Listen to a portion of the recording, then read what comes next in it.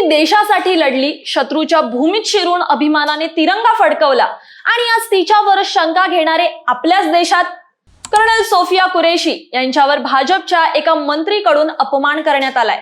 आता ते कसं, तर मध्य प्रदेशच्या आदिवासी कल्याण मंत्री विजय शहा यांनी एका जाहीर कार्यक्रमात कर्नल सोफिया कुरेशी यांच्याबद्दल वादग्रस्त वक्तव्य केलं। त्यांनी तिला दहशतवाद्यांची चक्क बहीण म्हटलं।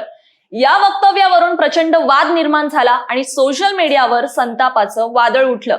आता कर्नल सोफिया कुरेशी कोण आहेत? त्या पहिल्या भारतीय महिला अधिकारी आहेत ज्यांनी आंतरराष्ट्रीय लष्करी सरावात भारताचं नेतृत्व केलं, अनेक आंतरराष्ट्रीय मोहिमांमध्ये देशाचं नाव उंचावलंय। तसेच ऑपरेशन सिंदूर नंतर त्यांनी पाकिस्तानला थेट पत्रकार परिषदेत उत्तर दिलं होतं। आता शूर महिला सैनिकाबद्दल असं बोलणं हे अपमानास्पद नाही का? या सगळ्यानंतर विजय शहा यांनी माफी तर मागितली, तसेच त्यांनी असंही सांगितलं की त्यांचं कुटुंब हे लष्करी परंपरेतून आहे आणि त्यांच्याकडून चूक झाली। पण प्रश्न असा उरतो की माफी पुरेशी आहे का आणि त्यांना या वादग्रस्त वक्तव्यासाठी कोणती शिक्षा दिली जाणार? पण मंडळी, देशासाठी जीव ओवाळून टाकणाऱ्या वीरांचा असा अपमान करणं कितपत योग्य आहे?